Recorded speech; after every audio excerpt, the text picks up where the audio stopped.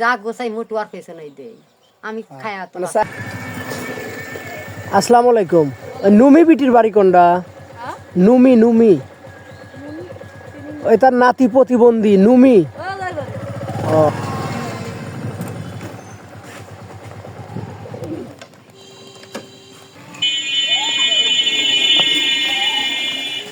বাড়িতে লোক আছে? আসসালামু আলাইকুম। ওয়ালাইকুম সালাম।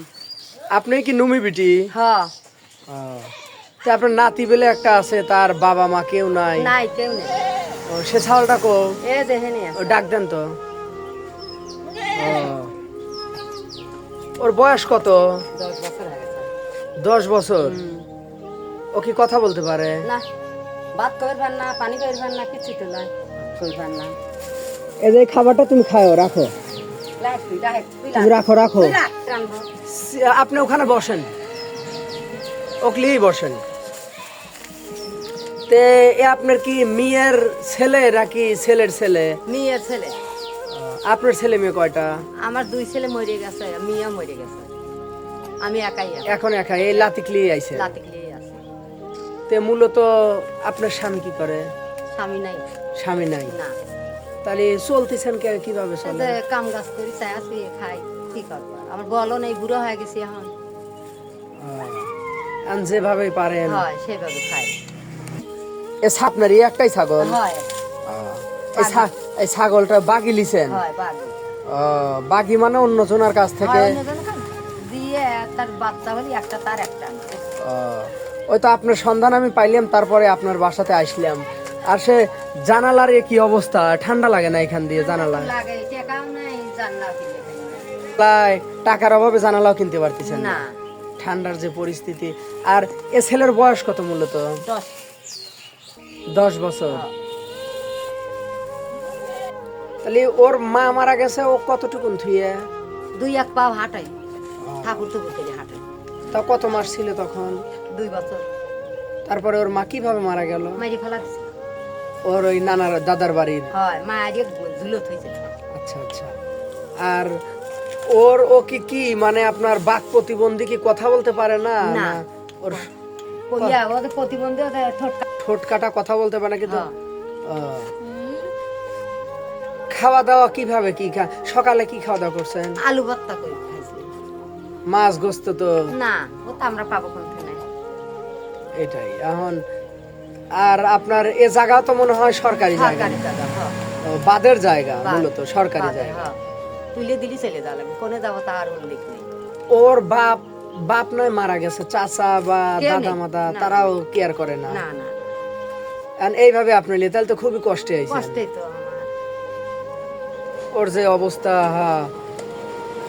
বন্ধুরা আপনারা দেখতে পাচ্ছেন, এই দাদি এর নানি, এটা নানি মূলত এই বাক প্রতিবন্ধী বাচ্চাকে নিয়ে খুবই অসহায় হয়ে পড়েছে এবং তার দেখার মতো কেউ নাই।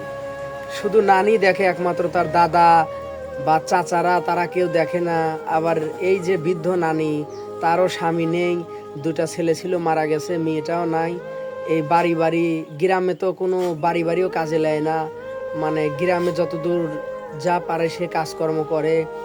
এই যে একটা ছাগল আমরা দেখছি, এই ছাগলটাও সে বাগিতে নিয়ে আসছে, মানে অন্য জনার। তা বাড়ির যে কন্ডিশন আপনারা তো দেখতেই পাচ্ছেন, এরকম অবস্থা। এই যে পুকুরের ধারে এই অবস্থা। বেড়ার জানালা আপনারা দেখতে পাচ্ছেন, টিনের যে চাল উপরে ফুটা হয়ে গেছে, বৃষ্টি পড়ে তাও এইভাবেই এই বাচ্চাটি এবং তার নানি এইভাবেই মানে রাত্রি যাপন করে। কোনো সময় যদি বৃষ্টি আসে, তারা অন্যত্রে যা বসে থাকে, তাও এখানে শোয়ার মতো অবস্থা নাই, বা সারা রাত জেগে থাকতে হয় বৃষ্টির সময়। মানে বেড়ার খুবই খারাপ অবস্থা। মানে দেখতেই পাচ্ছেন আপনারা, টিনের উপর মানে ফুটা হয়ে জায়গায় গেছে। কি এমন দুর্দশা এদের চলছে। এই এলাকার এক ভাই তাকে বাথরুমটা দিয়ে দিছে, কিন্তু সামনের যে টিন কিনবে, এখন তার সে ক্ষমতাটুকু আর নাই। আপনারা দেখছেন এই যে বাথরুমের, আমি দেখাতে বাধ্য হচ্ছে আপনাদেরকে এই অবস্থা, খারাপ অবস্থা দেখে। শুধু টিন দিয়ে কোনো রকম চাল দিয়ে সামনে যে বেড়া দিবে, সে অবস্থাটুকু তার নাই। মানে কোনো একজন লোক আসলে মানে বলার মতো আর পরিস্থিতি না।